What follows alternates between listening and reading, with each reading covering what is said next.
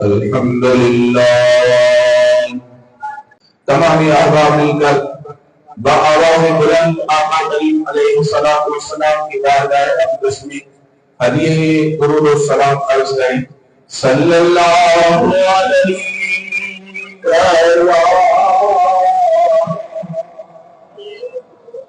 یا رسول اللہ وسلم علیک یا حبیب اللہ آلک وصحابک یا نبی اللہ۔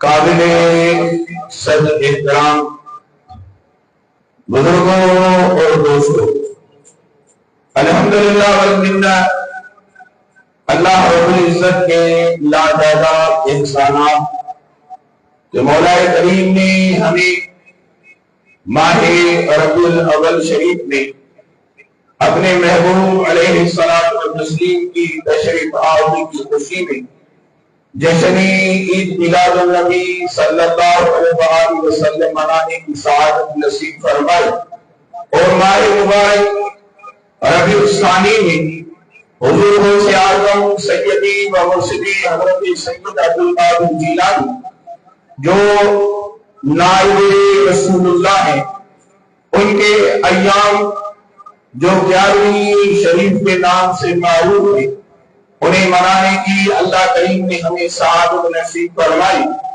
اور آج کی اس مبارک تقریب شریف میں اللہ رب العزت نے ہمیں اپنی رحمت والی جگہ مسجد شریف میں جمع ہونے کی سعادت نصیب فرمائی۔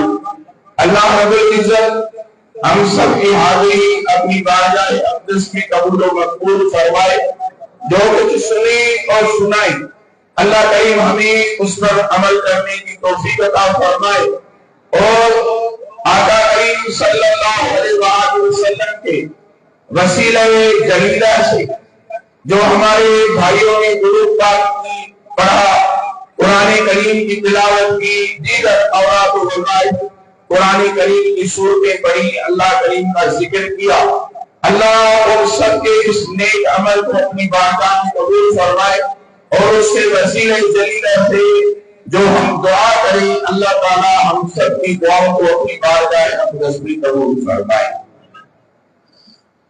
عزیزان محترم، میں انتہائی دل کی گہرائیوں سے آپ تمام احباب کو مبارکباد پیش کرتا ہوں کہ آج ہماری اس مسجد کے مدرسے سے قرآن کریم کے حفاظ کرام فارغ ہوئے ہیں، اور بچوں نے نازلہ قرآن کریم کو مکمل کیا، ان کی بھی تقریب ہوئی ہے، اور الحمدللہ ہمارے اس مسجد شریف کے امام و خطیب جو اہل سنت و جماعت کے ایک فاضل جلیل عالم دین ہیں اور مجاہد اہل سنت ہیں، انہوں نے درس نظامی کو بھی شروع کیا ہے۔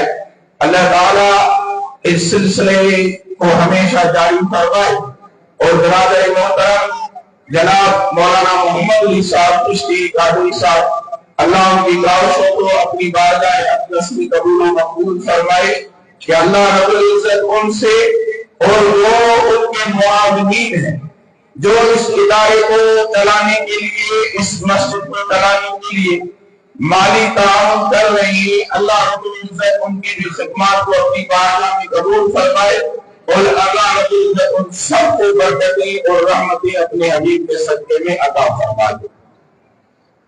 عزیزان محترم، آج ہم حضور غوث اعظم سیدی و مرشدی حضرت سید عبدالقادر جیلانی رضی اللہ تعالیٰ عنہ کی 11ویں شریف کی محفل میں شریک ہیں، اور جو آج یہاں پہ حفاظ کرام کی دستار بندی ہوئی ہے، میں آپ کو عرض کروں کہ حضور غوث اعظم رضی اللہ تعالیٰ عنہ کی پوری زندگی جو گزری ہے وہ دین متین کے پڑھنے اور پڑھانے میں گزری ہے۔ حضور غوث اعظم رضی اللہ تعالیٰ عنہ 21 سال تک مدرسے میں پڑھتے رہے ہیں، اور آپ نے جس انداز سے علم دین حاصل کیا ہے، آپ تعجب کریں گے کہ حضور غوث اعظم جیسے اللہ کے مادر ذات ولی نے دین متین کے علم کے حاصل کرنے کے لیے کتنی تکالیف برداشت کی، کتنی بھوک اور فاقے کو برداشت کیا۔ آپ جب اپنے شہر جیلا سے اپنے والدہ محترمہ سے اجازت لے کر بغداد شریف میں تشریف لائے، اور وہ دنیا اسلام کا عظیم ادارہ جامعہ نظامیہ جس کے پرنسپل حضرت امام محمد غزالی رحمۃ اللہ علیہ تھے، جس وقت حضور غوث اعظم بغداد شریف میں داخل ہوتے ہیں تو وہ امام غزالی کا اس ادارے میں آخری سال تھا۔ آپ اس ادارے کی سربراہی کو چھوڑ کر اور اپنے بھائی امام احمد غزالی رحمۃ اللہ علیہ کے حوالے اس ادارے کی سربراہی کرتے ہیں۔ حضور غوث اعظم اس ادارے میں داخل ہوتے ہیں۔ وہ غربت کا زمانہ تھا، وہ تکلیفوں کا زمانہ تھا، وہ وقت ایسا تھا کہ لوگوں کو کھانے کے لیے بھی نہیں ملتا تھا۔ حضور غوث اعظم فرماتے ہیں کہ جب میں مدرسے میں پڑھتا تھا تو ایک ایسا وقت آیا، ایک ایسا ٹائم آیا کہ سخت قحط پڑ گیا، فاقہ ہو گیا، لوگوں کو کھانے کے لیے کچھ بھی نہیں ملتا تھا، اناج ختم ہو گیا، حتیٰ کہ فرماتے ہیں کہ لوگ درختوں کے پتے کھا کر گزارا کرنے لگے۔ فرماتے ہیں مجھے بھی جب بھوک ستاتی تھی تو میں دریائے دجلہ کے کنارے چلا جاتا تھا، میں وہاں پہنچ کر سوچتا تھا کسی درخت کے کچھ پتے میں بھی لے لوں، کھا کر اپنا گزارا کروں، اپنے پیٹ کو بھروں۔ آپ فرماتے ہیں کہ جب میں وہاں لوگوں کی رش دیکھتا تھا، بھیڑ وہاں پہ میں لوگوں کی دیکھتا تھا تو میں پیچھے ہٹ جاتا تھا۔ میں کہتا تھا عبد القادر تم اس بھوک کو برداشت کرو تاکہ یہ تمہارے حصے کے جو کچھ درخت کے پتے ہی وہ بھی میرے آقا کا کوئی اور امتی کھا کر اپنا پیٹ بھر لے، تم بھوک پہ گزارا کر لو۔ آپ فرماتے ہیں کہ مجھ پہ یہ کیفیت آتی تھی کہ میں بے ہوش ہو جاتا تھا بھوک کی وجہ سے۔ حضور غوث اعظم نے جس طرح علم دین حاصل کیا، آج الحمدللہ ہمارے مدارس میں اللہ اور اس کے رسول کی مہربانی سے ہر سہولت موجود ہے، کوئی ایسی چیز نہیں جو مدارس میں موجود نہ ہو۔ اللہ رب العزت نے پوری سہولیات اپنے حبیب کے صدقے میں میسر فرمائی ہیں۔ فرماتے ہیں کہ میں بے ہوش ہو جاتا تھا بھوک کی وجہ سے۔ فرمایا ایک مرتبہ تو یہ نوبت آ گئی، حضور غوث اعظم فرماتے ہیں ایک مرتبہ دوران طالب العلمی میری زندگی میں یہ نوبت آ گئی کہ میں بے ہوش ہو گیا، لوگوں نے سمجھا کہ میں مر گیا ہوں، میرا انتقال ہو گیا ہے۔ فرمایا مجھے غسل دینے کے لیے تختے پہ لٹا دیا گیا، جو غسل والا پھٹا تھا تختہ تھا اس پہ مجھے لٹایا گیا کہ اس کا انتقال ہو گیا ہے۔ اور یہ فرماتے ہیں کہ یہ بھوک کی وجہ سے تھا، میں مدرسے میں پڑھتا تھا، کچھ کھانے کے لیے نہیں ملتا تھا، پر میں یہ بھوک کی وجہ سے تھا، میں ایسا بے ہوش ہوا کہ لوگوں نے سمجھا کہ انتقال ہو گیا ہے۔ فرماتے مجھے غسل دینے کے لیے پھٹے پہ تختے پہ لٹایا گیا۔ فرمایا جب مجھے غسل دینے شروع کیا، میرے اوپر پانی ڈالا تو اس پانی کی وجہ سے میں ہوش میں آ گیا، میں جاگ گیا، اٹھ کے دیکھ گیا، لوگوں نے سمجھا کہ یہ زندہ ہے، ان کا انتقال نہیں ہوا ہے۔ فرمایا پھر مجھے کچھ کھانے کے لیے ملا تو میری جو ہے سانسیں چلنے لگی، میری زندگی شروع ہوئی۔ میرے بھائی اس عالم میں حضور غوث اعظم نے میرے آقا کریم صلی اللہ علیہ وآلہ وسلم کی شریعت کا علم حاصل کیا ہے۔ آج بعض نام نہاد پیر کہتے ہیں کہ ان مولویوں کے پاس کیا رکھا ہے، کیا ضرورت ہے اس علم کے پڑھنے کی، کیا ضرورت ہے مدرسوں میں جانے کی، کیا ضرورت تھی، ان سے پوچھو کہ کیا تمہاری ولایتیں حضور غوث اعظم سے زیادہ ہے؟ کیا تمہاری کرامتیں حضور غوث اعظم سے زیادہ ہے؟ کیا تمہارے کمالات حضور غوث اعظم سیدی عبد القادر جیلانی سے زیادہ ہے؟ نہیں میرے بھائی، وہ جانتے تھے، انہیں پتا تھا کہ بھلے مادر ذات ولی ہو، اللہ نے اسے عالم اکبر میں اپنی دوستی کے لیے منتخب کر دیا ہو، مگر اس کو اعلان ولایت کی اجازت تب ملے گی جب وہ میرے آقا کریم صلی اللہ علیہ وآلہ وسلم کی شریعت کا علم حاصل کرے گا۔ جب وہ کسی عالم دین کے پاس اپنے بیٹھے گا، جب گھٹنے ٹیکے گا کسی عالم کے پاس، جب اس کے سر پہ دستار فضیلت سجائی جائے گی، پھر اللہ کریم اسے اجازت عطا فرمائے گا کہ اب تمہاری محبت میں لوگوں کے دلوں میں پیدا کر دیتا ہوں، اب تمہیں اجازت ہوگی کہ تم میرے دوستی کا دم بھرو۔ امام شافعی رحمت اللہ علیہ کا قول، حضرت امام اہل سنت امام احمد رضا خان بریلوی رحمت اللہ علیہ نے فتاوی رضویہ شریف میں لکھا ہے، آپ فرماتے ہیں کہ امام شافعی نے فرمایا ہے کہ آج تک اللہ رب العزت نے نہ کسی جاہل کو ولی بنایا ہے، نہ اللہ کریم کسی جاہل کو قیامت تک ولی بنائے گا۔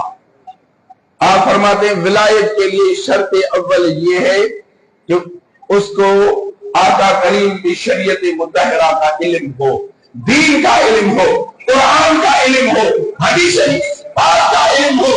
اس لیے میرے بھائی، یہ جو نام نہاد پیر ہو، یا آج بعض مولویوں کا بھی دماغ خراب ہوتا ہے، او بھائی تو جس فیلڈ کے صدقے میں کھا رہا ہے تو انہی پہ تنقید کر رہا ہے۔ آج کوئی مولوی بھی کہتے ہیں مولویوں کے پاس کیا رکھا ہے؟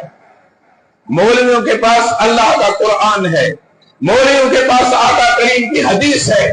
مولوی دنیا کا سب سے امیر ترین انسان ہے، کیوں کہ اس کو اللہ نے قرآن کریم جیسی دولت عطا فرما دی ہے۔ قرآن کی دولت اور آقا کریم صلی اللہ علیہ وسلم کی احادیث مبارکہ سے زیادہ کوئی دولت نہیں ہے۔ جسے یہ دولت ملی وہ کائنات کا سب سے امیر ترین انسان بن جاتا ہے۔ یوں سمجھو، میں آپ کو آسان لفظوں میں عرض کروں کہ جو پیر یا مولوی یا کوئی بھی بندہ علماء پہ تنقید کرے اور اللہ کے محبوب کے دین شریعت پہ تنقید کرے، آپ یوں سمجھیں کہ وہ چور ہے، دین کا چور ہے، اور وہ چوکیدار سے ڈرا ہوا ہے، اس لیے وہ چوکیدار کی مخالفت کرتا ہے۔ آپ نے دین، یہ دین کا ٹھیکیدار نہیں ہے، مگر عالم دین اللہ کے محبوب کے دین کا چوکیدار ضرور ہے۔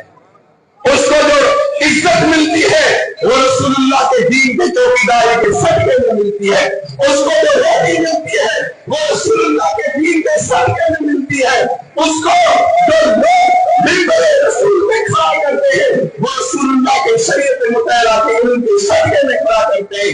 جو رسول اللہ کے مصلی میں کھڑا کرتے ہیں وہ اللہ کے محبوب کے دین کے علم کے صدقے میں کھڑا کرتے ہیں۔ اس لیے جو آدمی اور حضور غوث اعظم سیدی عبد القادر جیلانی رضی اللہ عنہ، آپ ان کی، ہم صرف ان کے کرامات کو بیان کرتے رہے، ان کی زندگی کا اس پہلو کو بھلا دیا کہ حضور غوث اعظم اپنے زمانے کے بہت بڑے مفتی تھے، اتنے بڑے مفتی کہ عرب و عجم میں ایک سوال آیا کہ ایک بندے نے قسم اٹھائی، منت مانی کہ میں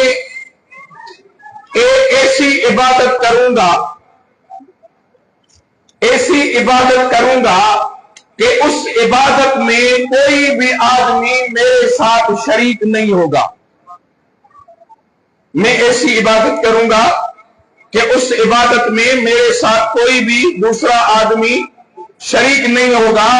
اگر میں نے یہ عبادت نہ کی تو میری بیوی کو طلاق ہوگی۔ اس نے یہ بات کہہ دی۔ اب جب اس نے بات تو کہہ دی، علماء کے پاس گئے، علماء نے سوچا بھائی اگر اس کو بولتے ہیں نماز پڑھو تو رات کو 2 بجے پڑھو، تو پتہ نہیں 2 بجے کتنے اللہ کے بندے ہوتے ہیں جو تہجد پڑھتے ہیں۔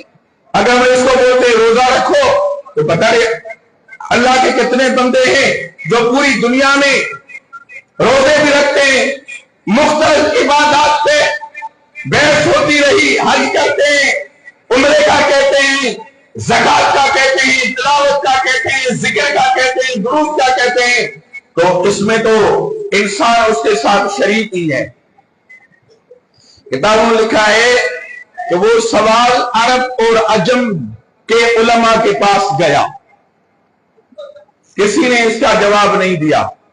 وہ سوال آیا حضور غوث اعظم سیدی عبدالقادر جیلانی رضی اللہ تعالیٰ عنہ کے پاس کہ حضرت اس بندے نے یہ منت مانی ہے کہ میں ایسی عبادت کروں گا کہ اس میں میرے ساتھ کوئی بھی شریک نہیں ہوگا، اگر میں نے ایسی عبادت نہ کی تو میری بیوی مجھ پہ حرام، میری بیوی کو طلاق ہوگی۔ اب بتائیں کہ اس کے مسئلے کا حل کیا ہے؟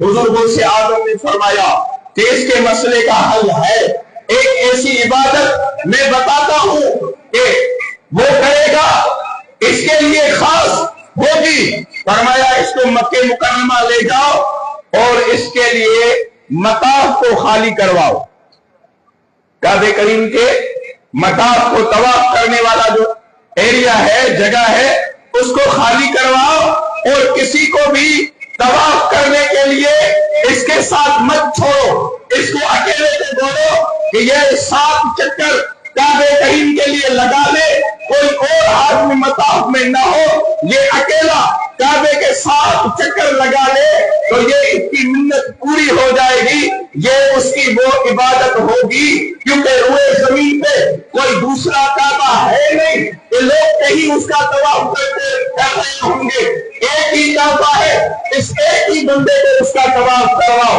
اس کو لے گئے، مطاف خالی کروایا، اس کو طواف کے لیے کعبہ کریم میں بھیج دیا، اس نے طواف کیا۔ یہ حضور غوث اعظم رضی اللہ تعالیٰ عنہ کا فتویٰ تھا جس سے عرب و عجم کے علماء عاجز آ گئے، مگر حضور غوث اعظم رضی اللہ تعالیٰ عنہ نے اس کا جواب دیا۔ اور دوسری بات آپ کو عرض کروں کہ حضور غوث اعظم بعد نماز فجر ظہر تک اپنے مدرسے میں بیٹھ کر اسباق پڑھایا کرتے تھے، سبق پڑھایا کرتے تھے، ظہر کے بعد عصر تک سبق پڑھایا کرتے تھے، صرف عصر سے لے کر مغرب تک یہ حضور غوث اعظم کا ٹائم ہوتا تھا اپنے مریدین، معتقدین، محبین کے لیے۔ صرف عصر سے مغرب تک آپ ان کو ٹائم دیتے تھے، باقی جتنا حضور غوث اعظم کا ٹائم تھا وہ آپ اپنے ادارے میں، اپنے مدرسے میں بیٹھ کر پڑھایا کرتے تھے۔ اور آپ نے ساری زندگی مدرسے میں پڑھایا، ساری زندگی آپ نے اپنے ادارے میں بیٹھ کر خدمت کی۔ تو میرے بھائی، یہ جو آج مدارس چل رہے ہیں، ہم اور آپ جو دینی مدارس چلا رہے ہیں، یقین جانیں کہ یہ حضور غوث اعظم کی حقیقی 11ویں شریف یہی ہے کہ ہم اپنے دینی مدارس کی طرف توجہ دیں۔ اور آج جو فتنوں کا دورہ ہے نا، اس میں تو اہل سنت کو سب سے زیادہ اپنے مدارس کی طرف توجہ دینے کی ضرورت ہے، ورنہ یہ یوٹیوبر مولوی جو ہیں، یہ میڈیا کے ذریعے آج ہماری عقل بھی ایسی ہو گئی ہمارے لوگوں کی کہ وہ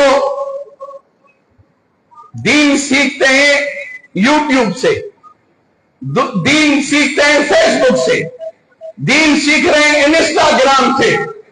اللہ کے بندو، کچھ عقل سے کام لو۔ کوئی اس سے یوٹیوب میں تو یہ جگہ بنانے کا بھی تو طریقہ بتایا جاتا ہے نا، کوئی یہ یوٹیوب سے جگہ بنانے کا طریقہ سیکھ کے اور کل اپنی جگہ گرا کے کہے کہ میں نے یوٹیوب سے سیکھ لیا ہے، میں اپنی جگہ آپ بناتا ہوں، بنا لے گا۔ بہت سارے کام ہیں جو فیس بک پہ، یوٹیوب پہ، آپ کے یہ جتنے بھی میڈیاز ہیں اس پہ چلتے ہیں، تو اس سے آپ سیکھ لیں گے؟ نہیں۔ دین اتنا آسان ہے، آپ نے دین کو اتنا مذاق بنا لیا ہے کہ وہ مرزا جیسے نالائق اور یہ جو ابھی بلایا گیا ہے انڈیا سے ذاکر نائک، اچھا اس کو بلایا گیا تھا کہ ہمارے چند جو علماء تھے نا، جنہوں نے الحمدللہ ایک ملک کے عوام کے دلوں پر راج کر لیا تھا، اپنے پرائے ان کی تقاریر بیانات کو سن رہے تھے، کیونکہ یہ جو ابھی اپنا مذہبی امور کا منسٹر ہے نا تارڑ، یہ بھی اہل حدیث ہے، اس لیے اس نے اس کو بلایا کہ بھائی ہم جو ہے وہ اس کو پاکستان میں بلائیں گے، لوگوں کے اوپر اثر ہوگا، مگر اللہ رب العزت تو نیتوں کو جانتا ہے، اللہ رب العزت کو پتا ہے جو اس کو بلایا تھا کہ اس کی یہاں عزت بنے گی اور اس کو زیادہ ذلت ملی ہے۔ ایسے لوگوں نے اس سے سوالات کیے، یہ خود پریشان ہو گیا ہے کہ وہاں تو میرے اتنے پروگرام، اس کے جو انجینئرڈ پروگرام تھے نا، لوگوں کو سکھا کے کھڑا کیا جاتا تھا، اس کو بتایا جاتا تھا کہ یہ بڑا آدمی ایسا سوال کرے گا، یہ پہلے ذہن بنا لیتا تھا کہ مجھے اس کے جواب کا سوال کا یہ جواب دینا ہے، ایسا ہی تھا۔ اور یہاں آ کے وہ پھنسا ہے کہ ہندوؤں نے اس کو پھنسا لیا، عیسائیوں نے اس کو پھنسا لیا، مسلمانوں نے اس کو پھنسا لیا، اور اب تو یہ بے وقوف یہاں تک کہہ گیا کہ جو ہلال جانور ہیں، گائے ہلال ہے، ابھی اس نے تقریر کی ہے کہ جو ہلال جانور ہیں ان کا پیشاب پاک ہے، گائے کا پیشاب جو ہے وہ پاک ہے، اس کو پیا جا سکتا ہے۔ تو ہم نے کہا بے وقوف صرف پینے کی بات کیوں کرتا ہے، کھانے کی بھی بات کر لینا، صرف پینے کی کیوں، تو کھانے کی بھی بات کر لے، اپنوں کو بول کہ گائے کا گوبر بھی پاک ہے، وہ بھی کھا لو، اور پیشاب پاک ہے وہ پی لو، ہاضمہ بھی ہو جائے گا تمہارا۔ خدا نے تم سے اللہ کے محبوب کی دشمنی اور بدعقیدگی کی وجہ سے عقل ان سے چھین لی گئی ہے۔ میرے اہل سنت کے بھائیوں، اللہ کے بندوں، ایسے لوگوں کے پیچھے چلنے کی کوئی ضرورت نہیں ہے۔ ہمارا سائنس کے 50,000 فالوورز ہیں، 50,000 اس کے فالوورز ہیں، کیا ہوا 50,000 فالوورز ہیں تو کوئی ضرور ہے کہ وہ سارے ہدایت یافتہ لوگ ہوں؟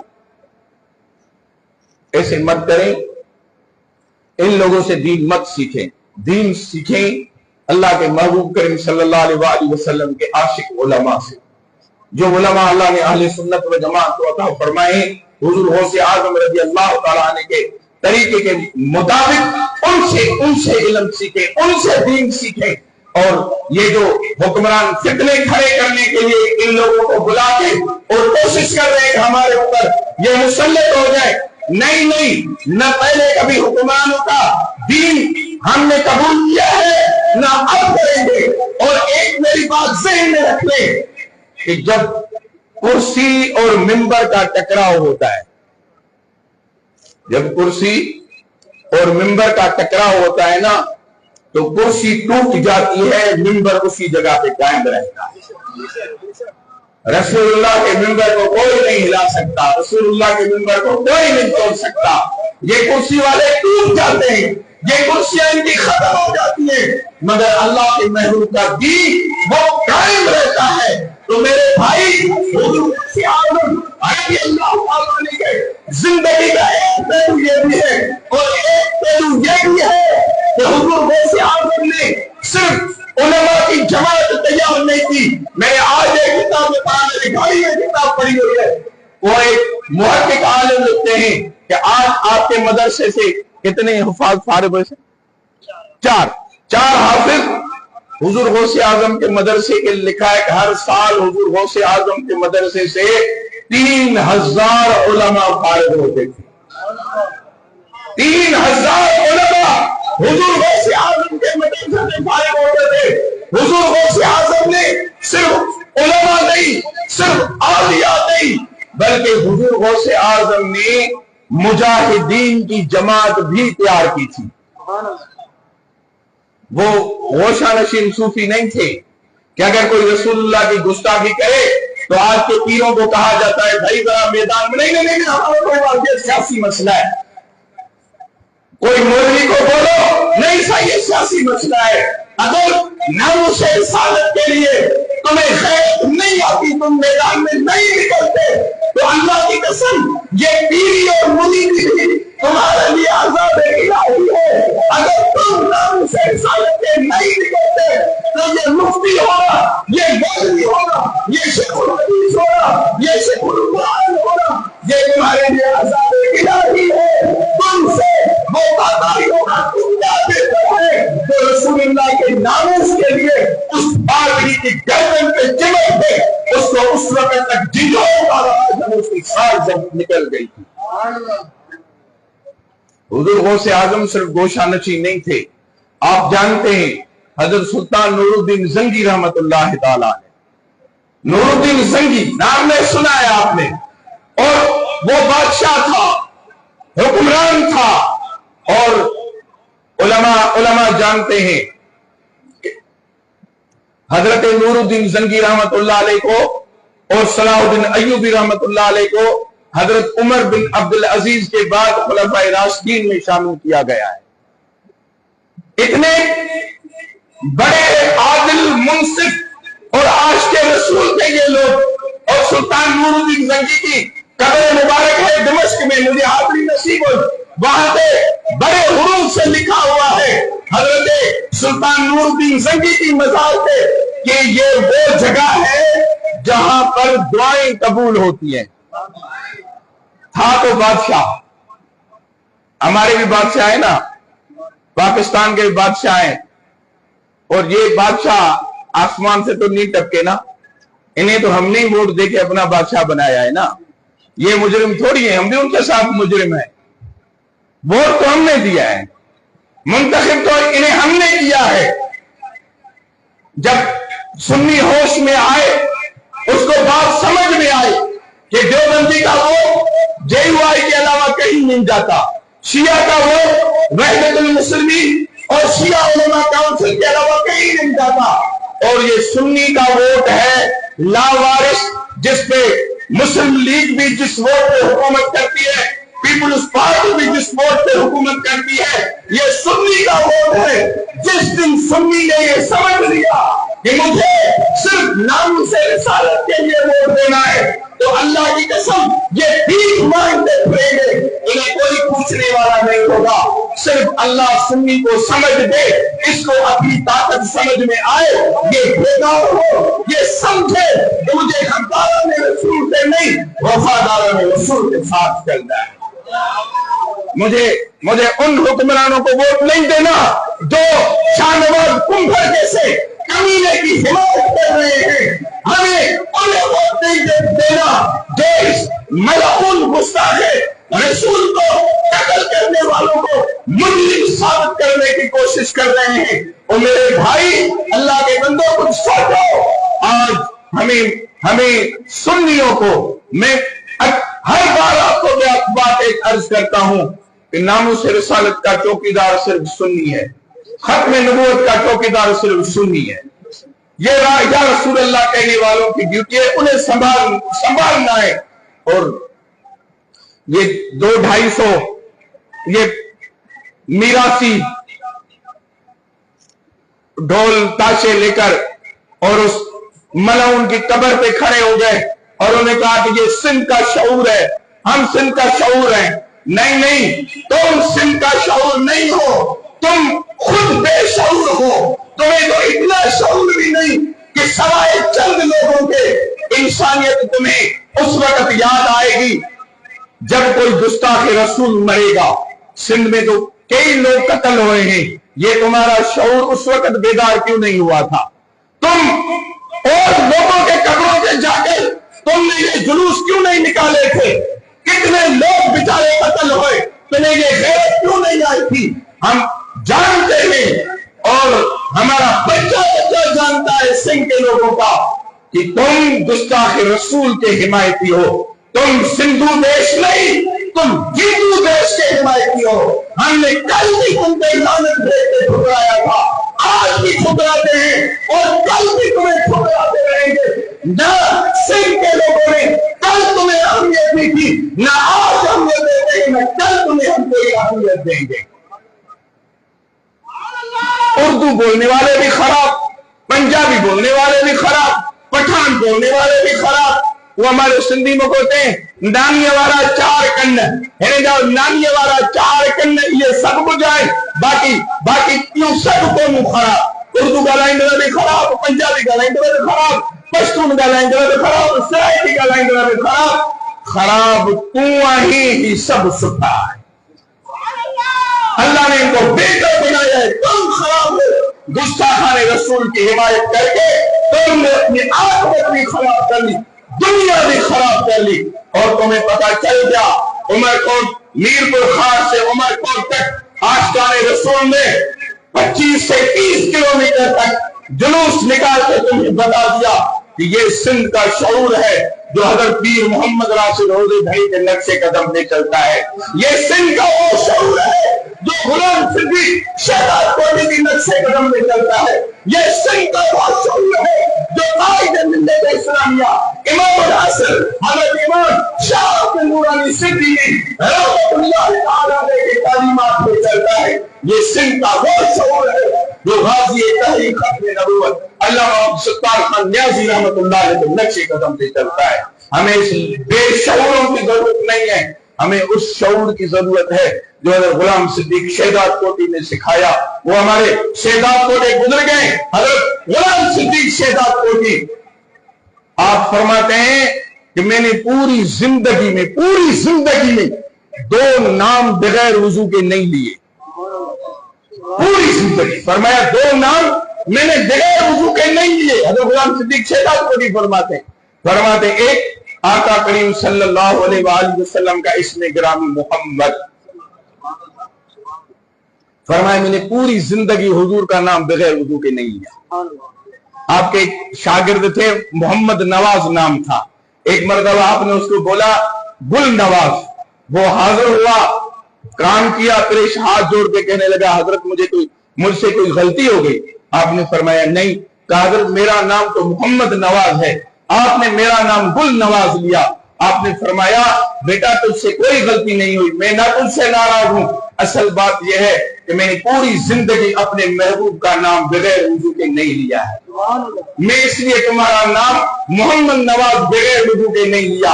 فرماتے ایک حضور آقا کریم کا اسم گرامی بغیر وضو کے پوری زندگی نہیں لیا. اور فرمایا دوسرا پیران پیر روشن ضمیر حضرت غوث اعظم سیدی عبد القادر جیلانی رضی اللہ تعالیٰ عنہ فرماتے میں نے حضور غوث اعظم کا اسم گرامی عبد القادر فرماتے میں نے پوری زندگی حضور غوث اعظم کا نام اسم گرامی عبد القادر بغیر وضو کے نہیں لیا ہے. یہ ہمارا شعور ہے. ہم اس شعور کو ماننے والے ہیں، ہم اس شعور کے پیچھے چلنے والے ہیں. یہ بے شعور ہمارا شعور ڈھول اور تاشے والا اور یکتاروں اور چپڑی والا یہ شعور ہمیں نہیں چاہیے. ہمیں شعور وہ چاہیے جو اللہ اور اس کے رسول کی غلامی کا ٹوک ہمارے گلے میں ڈالتا ہے. اور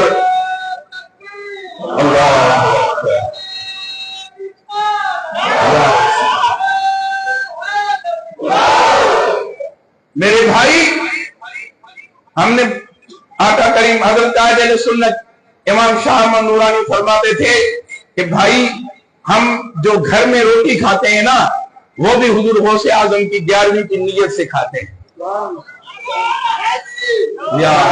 ساری زندگی حضور کا کھایا، ساری زندگی حضور کے اہل بیت کا صدقہ کھایا، ساری زندگی حضور کے اصحاب کا صدقہ کھایا اور یا اللہ کا صدقہ کھایا. اور یاد رکھیں ہم ان کا صدقہ کھاتے رہیں گے، اللہ نے ان کے صدقے میں کھلاتا رہے گا. مگر میرے بھائی نہ یہ سنی کھانے والا کل نمک حرام بنا تھا، نہ آج نمک حرام بنے گا، نہ کل نمک حرام بنے گا.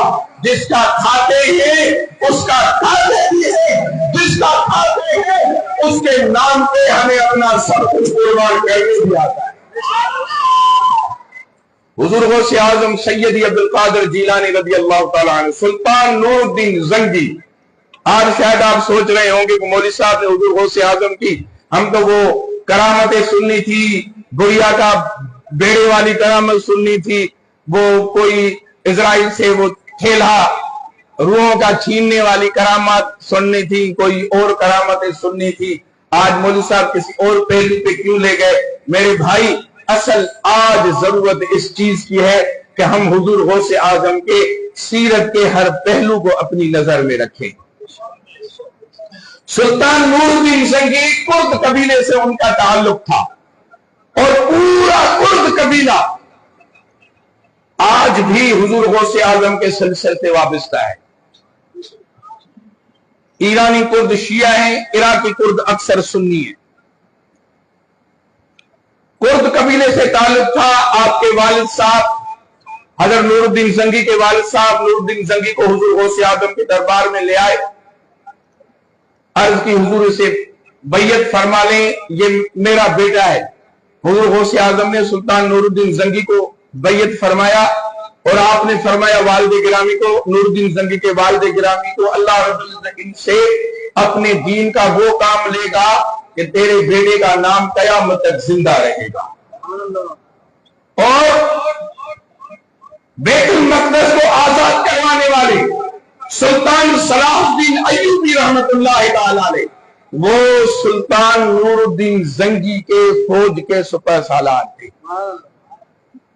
اور نور الدین زنگی ڈائریکٹ حضور غوث اعظم کے مرید تھے، اور سلطان صلاح الدین ایوبی رحمت اللہ تعالی علیہ وہ حضور غوث اعظم کے خلیفہ کے مرید تھے۔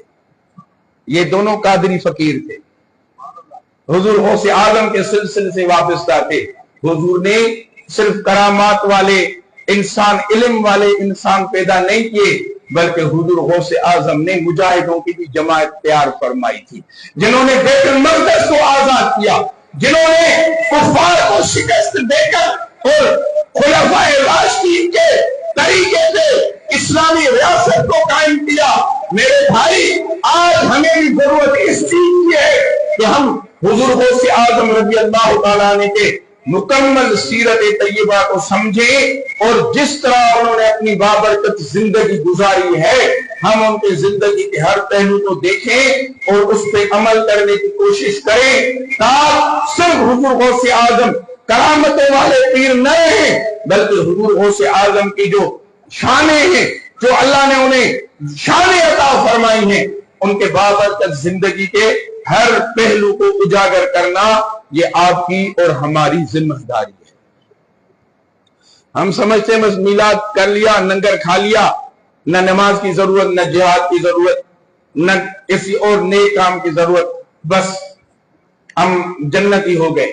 11ویں کا لنگر کھا لیا، 11ویں کر لی، 10-12 دے گئے، 11ویں کی پکا لی، اب کسی چیز کی ضرورت نہیں ہے، بس ہم جنتی ہو گئے۔ او میرے بھائی اس وہم میں مت رہیں۔ یہ پتہ نہیں کس نے آپ کو یہ پٹی پڑھائی ہے۔ اصل حضور غوث اعظم کی تعلیمات ہے۔ جب تک حضور غوث اعظم کی تعلیمات پہ عمل نہیں ہوگا اس وقت ہمارے لیے وہ معرفت اور جنت والا راستہ نہیں کھلے گا۔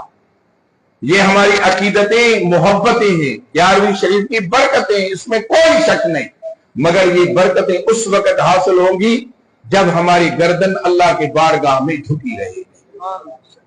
یہ اللہ کی عبادت، اللہ کی حضور غوث اعظم نے جس طرح، کیا آپ ٹیک لگا کے بیٹھ گئے تھے کہ مجھے کسی عبادت کی ضرورت نہیں؟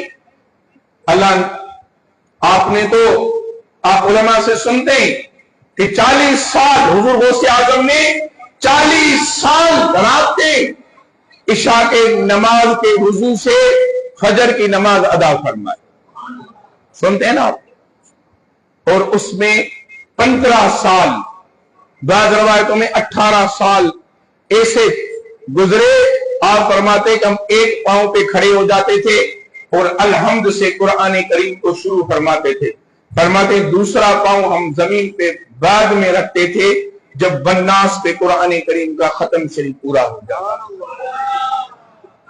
18 سال ایک رات میں ختم شریف ختم کیا۔ 11ویں کھانے والوں آپ بتاؤ کہ آپ کو مہینے میں بھی قرآن کے ایک ختم کرنے کی توفیق ملتی ہے؟ سال میں بھی توفیق ملتی ہے؟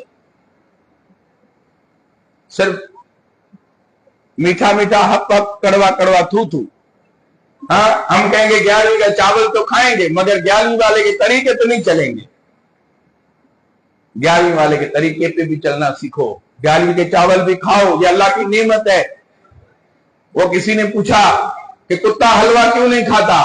कहा भाई कुत्ते को घी अच्छा नहीं लगता इसलिए हलवा नहीं खाता। 11वीं भी कोई हल्का फुल्का नहीं खाएगा, नसीब वाला ही खाएगा, मगर खाओ पर उसको निभाओ। जिस गौस पाक के नाम पे खाना है, उस गौस पाक की तालीमात पे भी अमल करना है। बस एक आखिरी बात आपको 11वीं शरीफ के बरकत के मुतालिक बताता हूं, जो बहुत बड़े बुजुर्ग हजरत मजहर जाने जाना शहीद रहमतुल्लाह ताला अलैह, नक्शबंदी सिलसिले के बुजुर्ग हैं, मजहर जाने जाना शहीद रहमतुल्लाह ताला अलैह।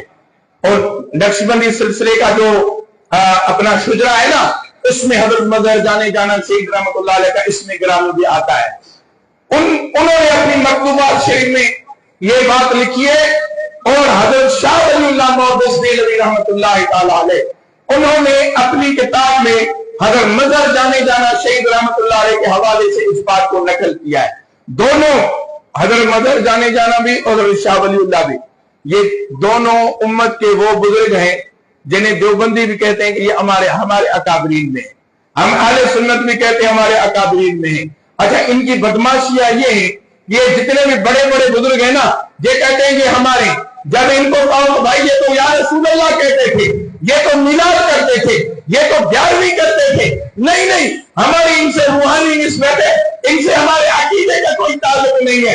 हजरत हाजी इमदादुल्लाह मुहाजिर मक्की रहमतुल्लाह अलैह जो सारे देवबंदियों का मुर्शिद है, जो मिलाद करे, मिलाद में क्या करे, या रसूल अल्लाह कहे, 11वीं शरीफ इमाम अली मकान इमाम हुसैन के न्याज सबको हाजी इमदादुल्लाह मुहाजिर मक्की मानते हैं, अपनी फैसला मसाला में वाज़ेह तौर पे लिखते हैं, और सारे देवबंदी उनके मुरीद हैं चिश्ती सिलसिले में। जब बोले ना कि भाई इमदादुल्लाह मुहाजिर मक्की तुम्हारे मुर्शिद है, उन्होंने तो या रसूल अल्लाह भी कहा है, मिलाद को भी जायज नहीं, हमारी उनसे रूहानी निस्बत है। इस अकीदे वाले मामले से हमारा उनका कोई ताल्लुक नहीं। वो सूफी बुजुर्ग थे, हमने उनके रूहानियत वो गया कल, रूहानियत का फायदा मिलेगा ही तुझे तब जब तू अपने पीर का अकीदा अख्तियार करेगा। पीर का अकीदा हो या रसूल अल्लाह कहना, और तेरे नजदीक या रसूल अल्लाह कहना और शिर्क। पीर का अकीदा हो मिलाद करना, और तेरे अकीदा हो मिलाद करना बिदअत और हराम।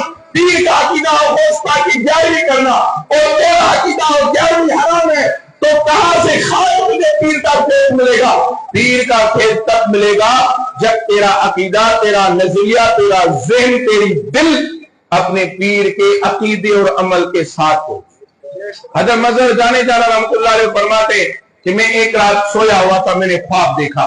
मैंने ख्वाब देखा एक चबूतरा था, चबूतरा थल्ला बना हुआ था, उस पे औलिया अल्लाह हजरत ख्वाजा बहाउद्दीन नक्शबंद रहमतुल्लाह ताला अलैह, हजरत ख्वाजा हसन बसरी रहमतुल्लाह ताला अलैह, और इस पाए बड़े बड़े औलिया अल्लाह फरमाते तशरीफ फरमाते। मैं उनकी ज़ियारत कर रहा था, मैंने देखा कि एक तरफ से एक बहुत बड़ी जमात आ रही है, और उसके कायद जो है उसके आगे आगे बड़ी वजी, बड़ी सूरत सोहनी, बड़ा जाज़िब नजर अल्लाह का वली उनके आगे आगे है, और उनका हाथ एक दरवेश के हाथ में है जिसके बाल बिखरे हुए, एक गोदड़ी उनको लपटी हुई है, और बिल्कुल सादा मिजाज है, सादा सूरत है, और वो बड़ी मोहब्बत से उनके अपने हाथ में हाथ देकर उनको साथ लेके आ रहे हैं। हजरत मजहर जाने जाना फरमाते हैं कि मैंने पूछा कि भाई ये इतनी बड़ी जमात है, और उसके जो कायद हैं जो आगे आ रहे हैं ये कौन है? मुझे बताया गया कि ये मौलाए कायनात सैयदना व मुर्शिदना कादरियों के मुर्शिद अव्वल हजरत मौलाए कायनात मौला अली है। फरमाइए दरवेश जिनके हाथ, जिनको बड़ी मोहब्बत से अपने हाथ में हाथ डाल के उनको लेके आ रहे हैं, ये दरवेश कौन है? बताया ये हजरत ख्वाजा अवैस करनी रज़ी अल्लाह ताला अन्हु, जिन्हें मौलाए कायनात मोहब्बत से अपने हाथ से हाथ ڈال کے لے کے آ رہے ہیں۔ فرمایا جب وہ اس چبوترے کے قریب پہنچے جہاں حضرت خواجہ بہاؤالدین نقشبند، حضرت خواجہ حسن بصری، بڑے دوسرے اولیاء اللہ بیٹھے ہوئے تھے، فرمایا وہ بھی اٹھے اور اس جماعت کے ساتھ وہ بھی چلنے لگے۔ بھائی چلے آگے کچھ دور چلے، ایک جگہ تھی، بڑی پروقار جگہ تھی، خوبصورت دروازہ تھا، خوبصورت جگہ بنی تھی، وہ سارے مولا علی کی قیادت میں وہ سب اسی جگہ میں داخل ہو گئے۔ حضرت مظہر جانے جانا فرماتے ہیں میں نے پوچھا کہ بھائی معاملہ کیا ہے؟ یہ مولا کائنات کی قیادت میں یہ سارے اللہ کے ولی کہاں جا رہے ہیں، یہ کون سی جگہ ہے؟ حضرت مظہر جانے جانا فرماتے ہیں کہ جب میں نے یہ سوال کیا تو مجھے کہا گیا کہ امروز اس غوث الثقلین سے ای ہمارا بتقریب اس امیراند کہا مظہر جانے جانا آج حضرت سید عبدالقادر جیلانی غوث الثقلین، ثقلین کا معنی ہے جن اور انسان، غوث کا معنی ہے فریاد سننے والا، حضرت سید عبدالقادر جیلانی رضی اللہ تعالی عنہ غوث الثقلین ہے، یعنی جنوں انس کی فریاد سننے والے۔ فرمایا یہ غوث امروز ان سے غوث الثقلین سے آج حضرت پیران پیر دستگیر کا عرس ہے جسے ہم عرفن 11ویں کہتے ہیں۔ کہا مظہر جانے جانا آج حضور غوث اعظم سید عبدالقادر جیلانی کی 11ویں شریف ہے اور یہ سارے اولیاء اللہ اس غوث الثقلین کے عرس کی تقریب میں تشریف لائے ہیں۔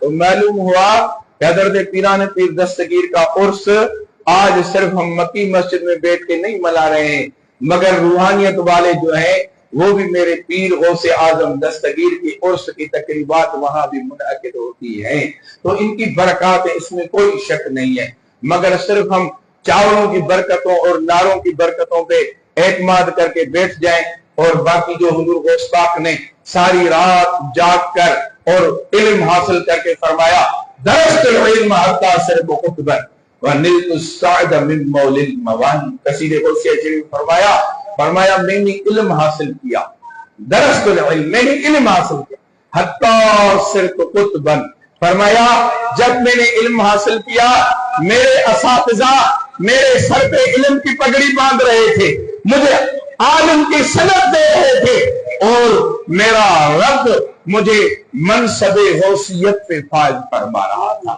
اور یاد رکھیے کہ قیامت تک ولی وہ بنے گا جس کو خیرات غوث اعظم کے دروازے سے ملے گی۔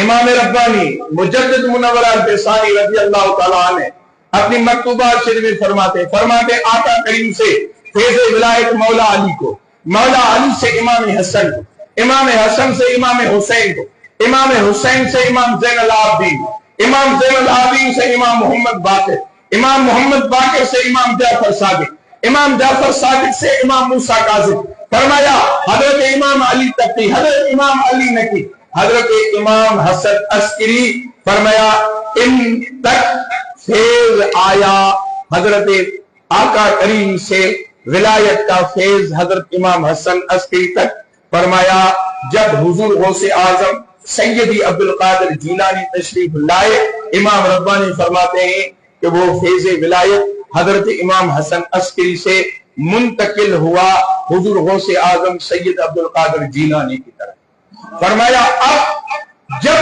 تک امام مہدی آئیں گے، فرمایا امام مہدی کے آنے تک ولی وہ ہوگا جس کو خیر سند اور اجازت حضرت غوث اعظم سیدی عبدالقادر جیلانی سے ملے گی۔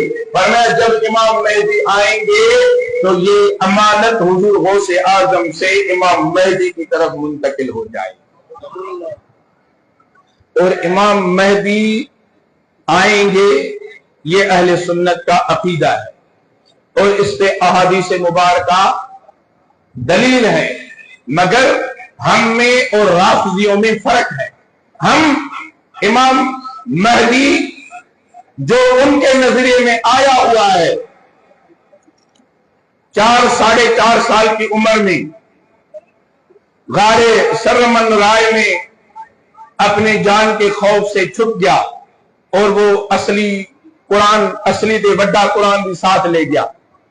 اب جب وہ 313 بقول باقر مجلسی حق الیقین میں کہ 313 جو صحیح شیعہ دنیا میں پیدا ہوں گے تو پھر امام مہدی نکلیں گے. ہم اس امام مہدی کو نہیں مانتے. ہم اس امام مہدی کو مانتے ہیں جو مکہ مکرمہ میں پیدا ہوں گے، جن کا نام محمد، والدہ کا نام آمنہ اور والد کا نام عبداللہ، اور وہ مکہ المکرمہ میں پیدا ہوں گے. اور ان کے لیے جب وہ کعبے کا طواف کریں گے اعلان ہوگا کہ یہ مہدی ہیں اور لوگ ان کے ہاتھ پہ بیعت کریں گے. ہم اس امام مہدی کو ماننے والے ہیں. اور انہیں اور ایک اور بھی فرق ہے، رافضیوں کے نزدیک مہدی امام حسین کے اولاد ہے، حضرت امام حسن عسکری. حالانکہ اصول کافی کے اندر روایت موجود ہے کہ حضرت امام حسن عسکری کو کوئی اولاد نہیں کہ آپ لا ولد فوت ہوئے. یہ ایک دوسری بحث میں اس طرف نہیں جاتا. ہم میں اور ان میں فرق یہ ہے کہ ہم جس امام مہدی کو مانتے ہیں وہ امام حسین کی نہیں، امام حسن کی اولاد ہے. امام حسن کی اولاد ہے. یہ بھی ہم میں اور ان میں فرق ہے امام مہدی میں. تو امام مہدی کو وہ غوث اعظم سے فیض منتقل ہوگا. اور حضرت امام مہدی بھی امام حسن کی اولاد ہے. اور حضرت پیر مہر علی شاہ گولڑوی رحمۃ اللہ علیہ نے لکھا ہے کہ وہ حضور غوث اعظم کی اولاد سے ہوں گے. حضور غوث اعظم کی اولاد سے ہوں گے. اس لیے یہ انہوں نے بات اس لیے لکھی کہ بھائی وہ امام مہدی کو حضور غوث اعظم سے کیسے فیض ملے گا، وہ کیسے وہاں منتقل ہوگا. حضرت پیر مہر علی شاہ گولڑوی رحمۃ اللہ علیہ، حضرت محی الدین ابن عربی نے سارے اعتراضات کے دروازے بند کر دیے. فرمائے وہ اولاد حضور غوث اعظم کے ہوں گے. اگر والد سے اپنی اولاد کی طرف سے منتقل ہو تو اس میں کوئی بھی حرج نہیں ہے. اللہ رب العزت ہمیں حضور غوث اعظم کے نقش قدم پہ چلنے کی توفیق عطا فرمائے. اللہ کریم اس ہماری محافل کو تا قیام قیامت آباد فرمائے. اللہ رب العزت علامہ صاحب کو، حافظ صاحب جو یہاں پڑھاتے ہیں، ہمارے جو دوسرے مدارس ہیں، ایک آخری بات آپ کی خدمت یہ عرض کر دیتا ہوں کہ آج اگر آپ لوگوں نے اپنی مسلک کا درد سینے میں رکھا ہوا ہے اور آپ چاہتے ہیں کہ آپ کا مسلک رہے، طاقتور رہے، تو دو کام کریں. ایک، مدارس کی طرف توجہ دیں، مدارس پہ خرچ کریں. اور دوسرا، سوچ سمجھ کر ووٹ اسے دیں جو اللہ کے محبوب کے ناموس کی حفاظت کی بات کرتا. اللہ مجھے اور آپ کو عمل کی توفیق عطا فرمائے. وما علینا الا البلاغ وآخر دعوانا ان الحمد للہ رب العالمین. آمین آمین یا رب العالمین.